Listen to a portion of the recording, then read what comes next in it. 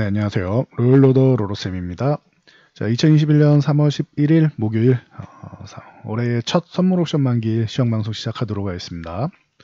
자, 간단히 공지 하나 해드리면 사칭범 몇 번을 강조해도 부족하지 않습니다. 이런 식으로 나와 있는 채널에다가 문의하지 마세요. 문의하시면 안 됩니다. 이게 다 사칭범, 도용범 리스트입니다. 저희는 위에 있는 요 단일 루트로만 여러분들께 상담을 진행해 드리고 있습니다. 그러니 저희 쪽에 신청하실 때는 저희가 이렇게 저희 가입 신청 받습니다 라고 회원 모집 시작합니다 라고 하면은 요 상담 폼에다가 그냥 작성해 주세요. 다른 걸 괜히 찾아가지고 사칭범하고 대화하지 마시고 그쪽에다가 사칭범이십니까 라고 물어본다고 본인 사칭범이라고 하는 사람 없겠죠. 이 폼에다가 작성해 주시면은 저희 직원분이나 아니면 실장님이 연락을 주셔도 제가 목소리를 직접 들려드립니다. 그 전까지는 절대 금전적 거래하지 마시고요. 그리고 이런 부분 무료로 뭔가를 이제 제공해드리고 해외 주식을 혹은 해외 주식 혹은 급등주 혹은 작전주 제가 이런 걸 권하는 사람이 아니죠. 그러니까 이런 부분을 무료로 줄 테니까 돈을 입금해라 이런 거 다 사칭범이고 사기입니다. 주의하시기 바랍니다.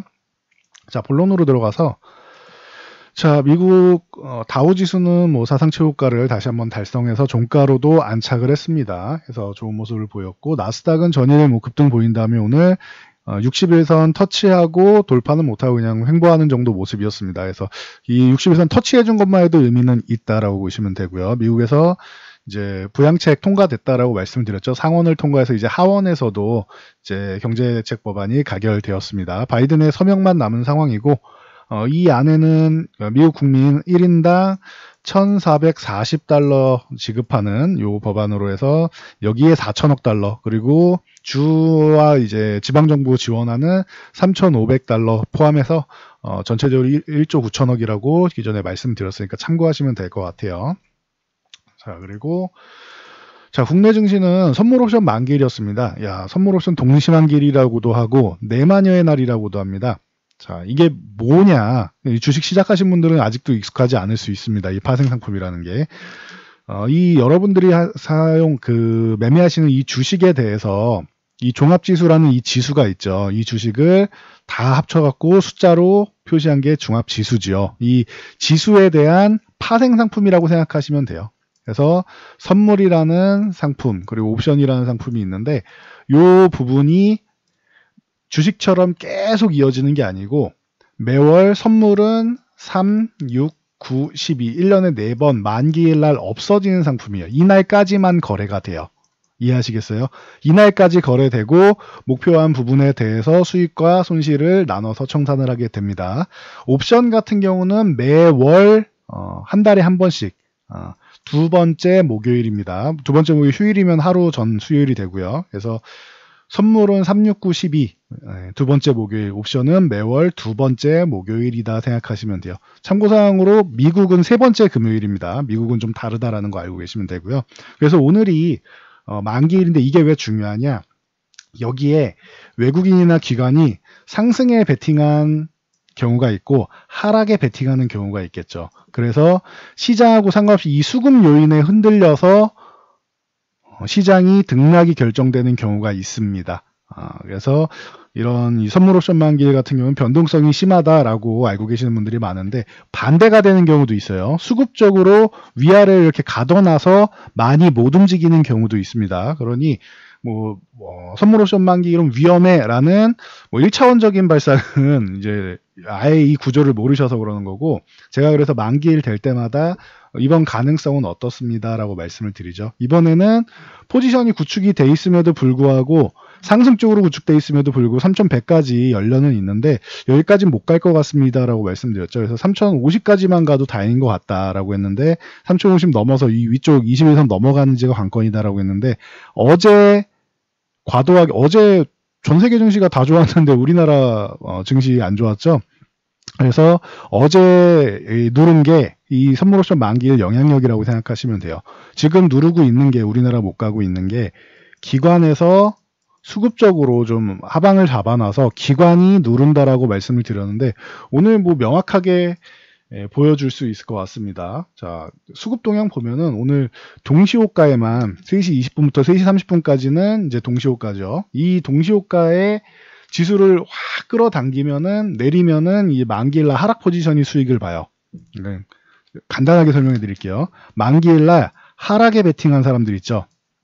하락에 베팅한 사람들은 동시호가에라도 밑으로 주식을 어마어마하게 팔아서 아래로 내린다라고 하면은 하락 베팅한 사람들이 수익을 봅니다. 반대로 상승에 베팅한 사람은 주식을 열심히 매수해서 큰 돈을 매수하면 주가가 오르겠죠. 그래서 상승에 베팅한 사람들은 올리려고 하겠죠. 그래서 이 부분 때문에 과거에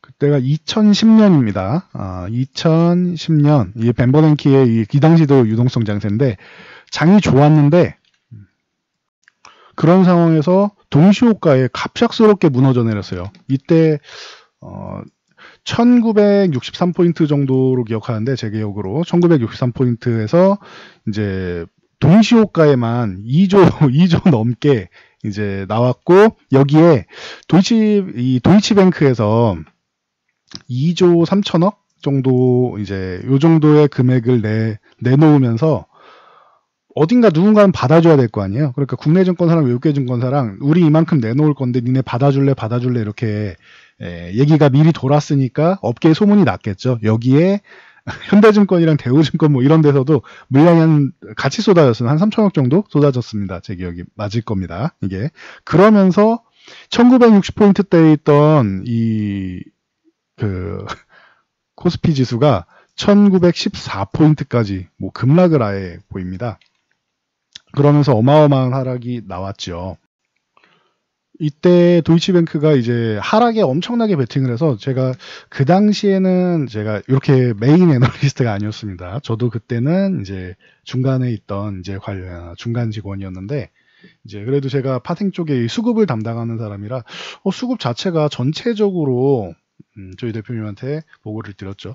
하방 포지션이 이렇게 깊은데 이 당일날도 위쪽 방향으로 올라가고 있었습니다. 상승으로. 그래서 이거 어떻게 된 건지 조금 의아하다. 외국인들이 왜 이렇게 손해보는 짓을 하는지 모르겠다라고 좀 의아합니다라고 제가 보고를 드렸었는데 동시호가 이렇게 하락이 엄청나게 나왔죠. 2% 이상 무너지면서 이 당시 시총만 한 29조가 날라갔어요. 동시호가에만.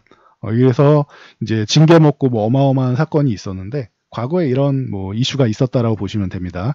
그 후에 우리나라 선물옵션 시장의 규제가 심해져 가지고 개인 투자자분들이 많이 떠났죠. 선물옵션 시장을.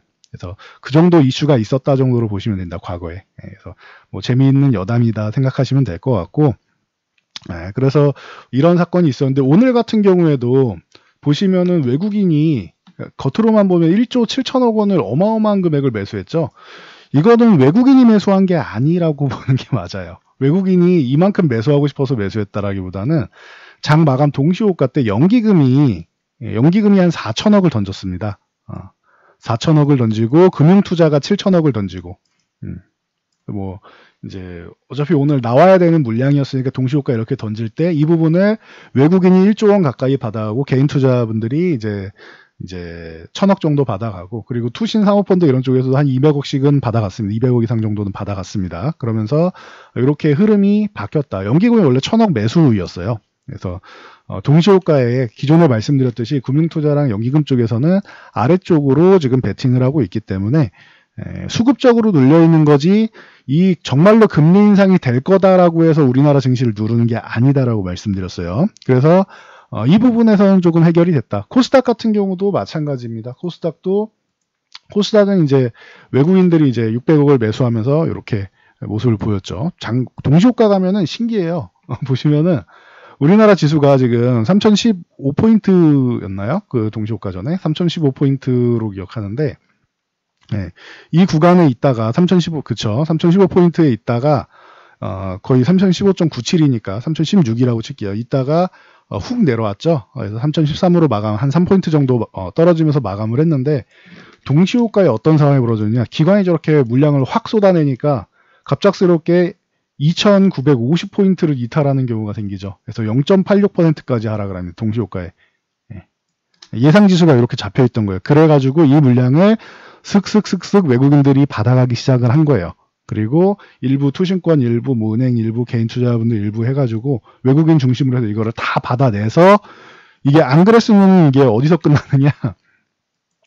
오늘 저 상황에서 최저점에서 동시호가 최저점이었으면은 그냥 여기서 끝나는 거예요. 그러면은 어제 종가지수 정도로 마감을 하는 겁니다. 다 내주는 거죠. 근데 그 정도까지 흐름을 나오지는 않았다 해서 위쪽으로 다시 올라오면서 한 61선 정도는 붙여주는 모습이었습니다. 그래서 오늘은 그래도 좀 양호한 모습이었다 보시면 될 것 같아요. 그래서 어제도 만기 영향력인지 원래 위쪽으로 방향을 봤었는데 올라갔어야 되는데 눌렸다. 그러면 오늘은 위쪽으로 가는데 이번 만기는 옵션 포지션이 상방으로 3100포인트까지는 열려 있다. 그런데 3100포인트 못 갈 것 같습니다. 그래서 포지션이 그렇게 의미가 없을 것 같습니다라고 제가 이번 주 초부터 계속 말씀을 드렸죠. 궁금해 하시는 분들이 있어가지고 이대로 안 갈 것 같습니다. 이만큼 못 갈 것 같습니다라고 말씀을 드렸어요. 왜? 누르는 힘이 너무 강해서 이 절대 안 보내겠다는 힘이 강해요. 그래서 21선 정도만 해줘도 괜찮은 굉장히 만족할 것 같다라고 말씀을 드렸고 여기도 못 갈 수 있다라고 말씀을 드렸죠. 저는 여기 희망하는 건 21선 정도까지 해주는 거였는데 제 희망만큼은 못 올라갔어요. 그래서 3060 넘어서 3070, 80 정도만 해줘도 만족하겠다라고 했는데 만족스럽지는 않았습니다. 과하게 누르는 과정이라서. 그래서 이번 만기는 예측하기 쉽지 않았고 그리고 그 포지션대로 한 3100 정도 되는 구간까지 올라가기는 어렵다. 이 결과가 지금 오늘 결과를 보시면 돼요. 대신 만기 영향력을 이렇게 지수를 눌러놨잖아요. 그럼 만기가 끝나고 나면 이 부분은 충분히 해소될 가능성이 있습니다. 바로 적용이 되느냐. 그러니까 다음 주부터 해서 내일이나 다음 주부터 해서 바로 적용돼서 21선 위쪽으로 올라가려고 시도를 하느냐 아니면은 다음 주 FOMC까지 이용을 해서 여기까지는 조금 누르고 FOMC 결과에 따라서 한 차례 더 누르고 올라갈지 아니면은 FOMC 결과 뭐 상관없이 그 결과 나오면은 불확실성 해소로 올라가느냐 뭐 이런 차이가 될 거예요. 그러니까 지금 여러분들이 걱정할 필요는 없다. 이 모든 상황은 제가 볼 때는 빠르면은 다음 주 늦어도 한 2주 정도면은 해소가 되고 이제 시장은 다시 정상 범위를 찾아가지 않을까라고 보고 있습니다. 그러니 뭐 이제 길고 긴 어두운 터널을 지나서 이제 빛이 보이는 해 뜨기 전, 이 동트기 전 새벽이 가장 어둡다고 하죠. 그 정도 생각하시면 될 것 같아요. 그래서 시황은 여기까지 말씀드리면은 제가 볼 때는 어느 정도는 이제 이해하실 수 있지 않을까 싶습니다. 자, 코스닥 같은 경우도 코스피는 2950 하단 부분을 건드려주고 거기서 저점 매수가 나오는 게 좋을 것 같다. 코스닥은 차라리 900포인트를 한 차례 이탈시킨 다음에 저점 매수가 나오는 게 좋을 것 같다라고 말씀드렸어요. 이게 왜 그러냐?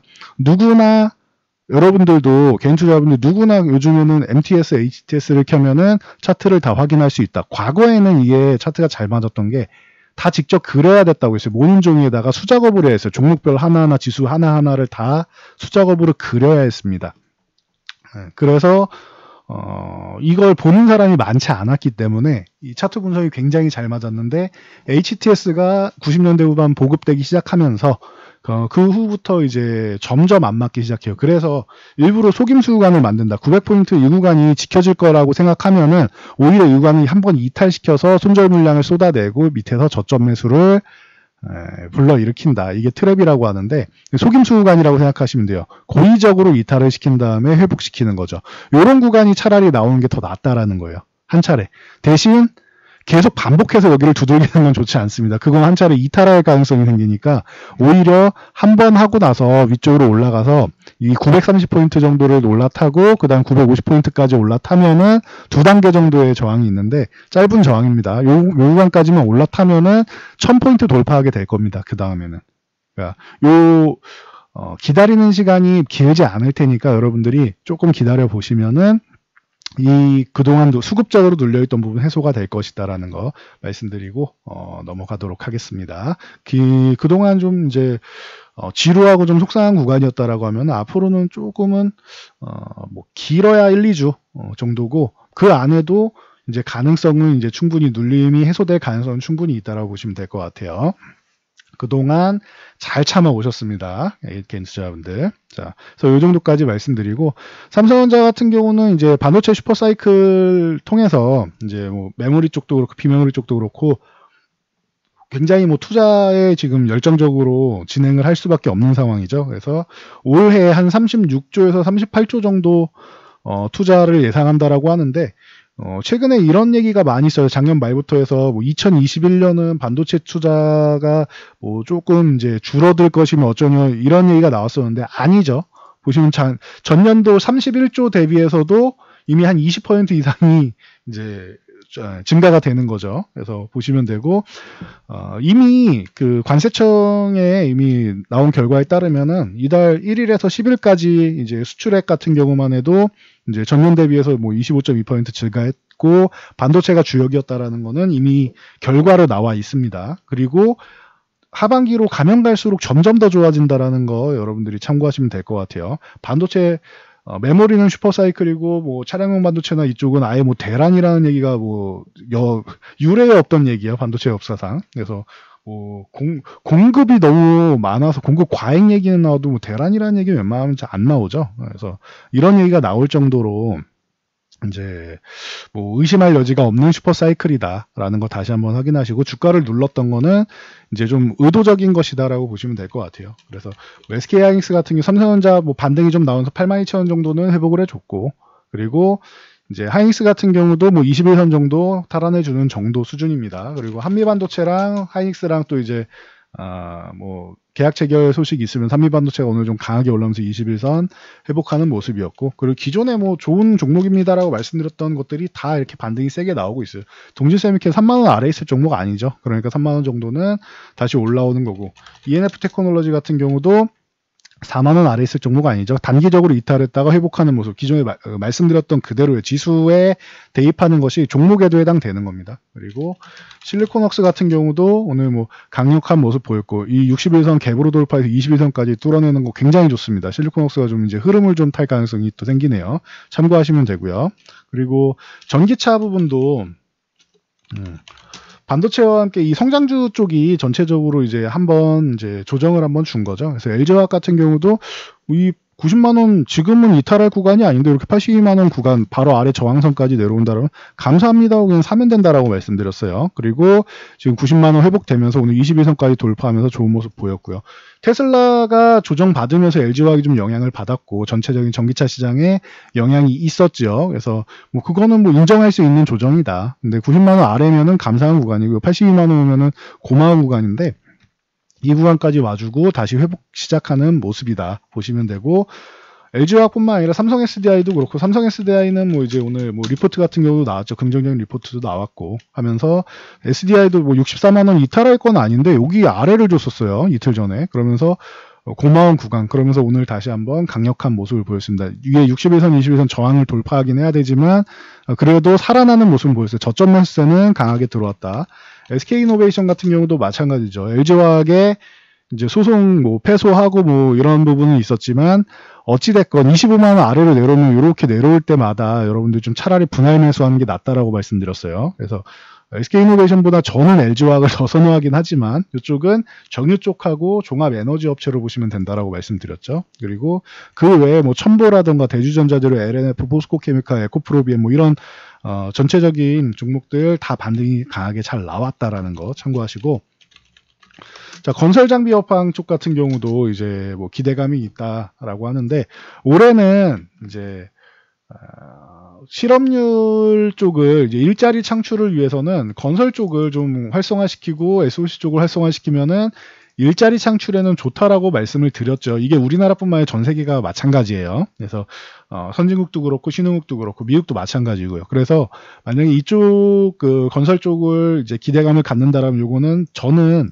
단기적인 중단기적인 뭐 정도로 본다라고 말씀을 드렸습니다. 아니면은 해외 경쟁력 있는 기업들을 보시는 게 맞는 것 같아요. 그래서 현대건설기계라던가 두산인프라코어 아니면은 뭐 아예 뭐 해외 쪽 뭐 그 비중이 큰 두산 바케빗이라던가 뭐 이런 기업들이 있고, 좀 중소형 업체 중에서는 진성 TEC 같은 경우가 굉장히 경쟁력 있다라고 과거부터 많이 말씀드렸죠. 그래서 진성 TEC도 12,000원 돌파하면서 좋은 모습 다시 한번 보이기 시작합니다. 그래서 여러분들이 뭐 중소형주 좋아하시는 분들은 뭐 요런 진성 TEC 같은 종목도 관심 가져보는 것도 방법이다라고 누누이 말씀드렸으니 참고하시고요. 하나에어로스페이스랑 뭐 한국항공우주나 이런 우주항공 쪽 같은 경우가 개별 이슈가 꾸준히 나오고 있습니다. 그래서 보시면 되고, 21선 돌파해서 뭐 이제 올라오는 모습이고, 한국항공우주 같은 경우도 마찬가지입니다. 지금 저점 잡고 이렇게 위쪽으로 다시 한번 방향 돌리는데 21선 넘어가고 37,000원 넘어가야지 더 좋은 모습 보일 수가 있겠죠. 참고 정도 하시면 될 것 같고요. 그 외에 뭐 인텔리안테크나 세트레가이나 뭐 많은 뭐 AP서이나 많은 종목들이 있다라고 기존에 설명드렸으니까 참고하시면 되고, 효성그룹의 뭐 효성 이제 TNC랑 효성 첨단 소재 뭐 요런 쪽 실적 기대감이 굉장히 좋다라고 말씀드리고, 이제 작년 말부터 계속 말씀드렸는데 상당히 많이 올랐습니다. 이제는 신규 매수하기는 조금 부담스러운 가격권에 올라오긴 했는데, 이제 위쪽에 이제 50만 원대를 넘어가느냐가 좀 관건이 되겠죠. 그래서 효성 TNC나 효성 첨단 소재 이거 뭐 수차례 반복해서 말씀드렸죠. 작년 말부터 해가지고. 그래서 많이 올라온 종목이고, 금호석유도 이제 저는 원래 롯데케미칼이 보통 대장이고 대한유화와 함께 같이 움직이는데 대한유화를 좀 더 좋아하고, 그리고 금호석유를 그 다음으로 좋아합니다라고 많이 말씀드렸는데, 최근에 21만 원 뭐 괜찮은 가격권까지 내려왔습니다. 그래서 단기적으로 좀 볼만하고, 요거 금호석유 같은 경우는 이제 그 경영권 분쟁이 좀 있다라는 거 참고하시면 될 것 같습니다. 기존에도 많이 설명드렸죠. 그리고 좀 작은 종목은 원래 화학주들 이제 먼저 대장주들이 올라가면은 좀 작은 종목으로는 이소화학 같은 경우 볼 수 있다라고 했는데, 11,500원 전후되는 이런 구간에서는 또 이제 관심 가져볼 수는 있겠죠. 참고하시고요. 그리고 자, 동방이라던가 이런 뭐 쿠팡 관련주들 있죠. 공모가가 쿠팡이 35달러로 이제 확정이 되면서 기업 가치 예상되는 게 지금 630억 달러라고 합니다. 그럼 71조, 우리가 55조만 해도 대박이다라고 표현을 했었는데 71조 8천억이라는 숫자, 예상 수치가 나옵니다. 그러면은, 뭐, 요, 이슈가 한번 나오면은 이제, 한 번 정도는 움직일 수 있고, 거기가 제 기준에서는 정리하는 구간입니다라고 말씀드렸죠. 동방 같은 경우 오늘 그동안 워낙 많이 올라온 데다가 올라오는 척 하다가 이제 다시 한번 눌렸죠. 그래서 원래 이게 1,000원, 2,000원 사이에 있는 종목인데 뭐 이미 5배 이상이 올랐으니까 고점으로 보면 거의 한 7배가 올랐죠. 그러니까 좀 과하게 오르지 않았나 싶다라고 기존에도 말씀드렸어요. 그래서 정리하는 구간으로 보는 게 맞다라고 말씀드렸고, 뭐 다날이라던가 뭐 아니면은 KCTC라던가 뭐 이런 종목들, 그리고 한국전자올리스 이런 종목들 전체적으로 움직일 때, 이럴 때 저는 제 기준에서는 그냥 다 정리 구간이라고 말씀드렸어요. 이게 쿠팡의 지분을 가지고 해서 지분 가치도 올라오고 뭐 그런 거면 모르겠는데, 그냥 뭐 이제 협력사 정도 된다라고 하면은 굳이 이 기업들이 쿠팡의 가치가 올랐다고 해서 이 기업들의 가치가 전체적으로, 물론 이제 쿠팡이 더 커지고 투자를 잘하면은 도움은 되겠죠. 근데 그게 잡히는 게 쿠팡처럼 이렇게 크게 이만큼 올라올 정도 이슈는 아니라 7배 올라오고 그럴 이슈는 아니라는 거예요. 그래서 참고하시면 될 것 같습니다. 자, 그리고 SK바이오사이언스, 쿠팡 얘기 나왔으니까 SK바이오사이언스 같은 경우 자, SK케미칼을 봐야 되는데 뭐 전혀 주가에서 반응을 못하고 있습니다. SK바이오사이언스 같은 경우가 63조 6천억으로 이제 그 사상 최고를 이제 청약 금액을 기록을 했고, 기존에 카카오게임즈 58조 5,500억이었죠. 그래서 이제 작년의 기록을 올해 또 갱신하는 상황이 됐습니다. 최근에 주가 상황도 이제 자꾸 눌리고 하니까 청약적으로 또 다시 많이 관심을 가지시는 것 같아요. 그런데 제가 잘 생각해 보시라고 했어요. 기존에 제가 카카오게임즈 상장했을 때도 임원진들만 대박난다라고 말씀을 드렸죠. 자, 이 SK바이오사이언스 1억을 청약했을 경우, 1억을 여러분들이 청약을 넣었을 경우 65,000원짜리 주식 한 5주 정도 받아요. 5주 정도. 1억 청약하면은 그러면 얼마예요? 한 32만 5천 원인가요? 그죠? 32만 5천 원어치 받는 거예요. 1억 청약하면은. 32만 5천 원이 2배가 돼도 32만 5천 원 버는 거죠. 3배가 되면은 65만 원 버는 거죠. 그래서 1억을 투자해서 65만 원 벌기 위해서 이렇게까지 만약에 그 3배가 된다고 했을 경우에예요. 이거는 3배가 된다고 했을 경우에 근데 저는 그 정도 가치가 있는지는 솔직히 잘 모르겠습니다. 그냥 주식을 매매하는 게 낫지 않나라고 생각이 됩니다. 근데 요건 뭐 참고 정도만 하시고요. 그러다 보니 이런 IPO를 앞두고 있는, 상장을 앞두고 있는 쪽에 관심이 좀 많이 생기는데, 야놀자 쪽 같은 경우도 이제 상장을 앞두고 있죠. 그래서 뭐 계열사인 이지테크노스가 구글이랑 글로벌 호텔 서비스를 이제 협력하고 지분 투자를 한다라는 얘기가 나왔죠. 그러면서 SBI 인베스트먼트랑 이제 아주 IB 투자 같은 경우가 조금 움직임이 나왔고, 그리고 넵튠 같은 경우는 이제 크래프톤 상장 관련주라고 보시면 돼요. 과거에 크래프톤 블루홀 시절부터 뭐 많이 말씀드렸던 종목이죠. 저희도 한 차례 뭐 매매를 하긴 했는데 뭐 참고 정도 하시면 될 것 같고, TK 케미칼 같은 경우도 SM 상선 IPO 한다라고 하면서 오늘 뭐 좋은 모습을 보였죠. 지분 뭐 거의 한 30% 가까이 갖고 있어요. 29.55니까. 그래서 뭐 이런 정도 이슈 정도까지 보시면 될 것 같아요. 그래서 작년에 이어서 올해도 IPO 쪽으로 해가지고 관련된 종목들 조금 움직이고 있고, 그리고 실적 개선되는 종목들, 그리고 성장주들은 여전히 지금 최근에 좀 쉬어가는 흐름 한 차례 만들었지만 2보 전진을 위한 1보 후퇴라고 말씀드렸습니다. 그러니까 여러분들이 너무 걱정하실 필요 없고, 좀 쉬었구나, 더 가기 위해서 쉬었구나. 제가 항상 말씀드리는 1km를 여러분들이 전력 질주를 하면은 숨도 가쁘고, 그리고 다리도 아프니까 심호흡하고 마사지도 하고 그래야지 또 다시 달린다라고 말씀드렸어요. 그 과정이 현재의 과정입니다. 지금 뭐 시장에 대해서 뭐 굉장히 부정적으로 보시는 분들도 있고 한데 그건 아니라고 말씀드렸어요. 만약에 여기서 저점이 잡히면 제일 좋은 거고, 만약에 한 차례 더 이제 뭐 밀어내리는 상황이 나온다라고 해도 걱정할 게 없다라는 거예요. 여기서 저점 잡힐 가능성이 충분하긴 한데, 만약에 그 한 차례 더 수급적으로 밀어내려서 여러분들께 일부러 고의적인 공포감을 만들어서 현재 물량을 다 손절시키려고 하는 그런 움직임을 만들 수도 있다면, 근데 지금은 손절 구간이 아닙니다, 여러분들.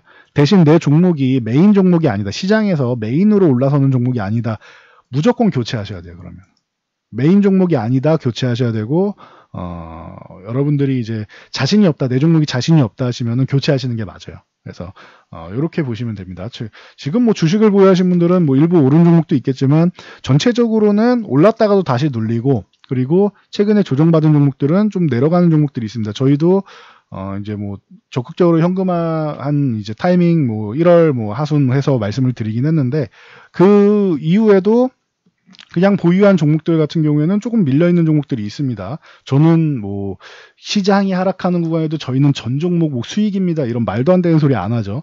이게 정상인 거예요. 대신 여러분들이 요 종목들이, 내 종목들이 좋은 종목들이면 반등 나올 때 언제든지 교체하거나 아니면 그냥 들고 가도 되는 종목들이 많이 있을 것이고, 이런 부분에 대해서 판단을 하시면 되고, 만약에 교체를 해야 된다라고 하면은 주도주들, 그리고 지금 여러분들이 보유하신 이제 소외주들, 그리고 이제 뭐 그냥 테마줄 뭐 이런 종목들 있죠. 이런 종목들 다 같이 밀려 있을 거란 말이에요. 지금 교체하셔야 돼요.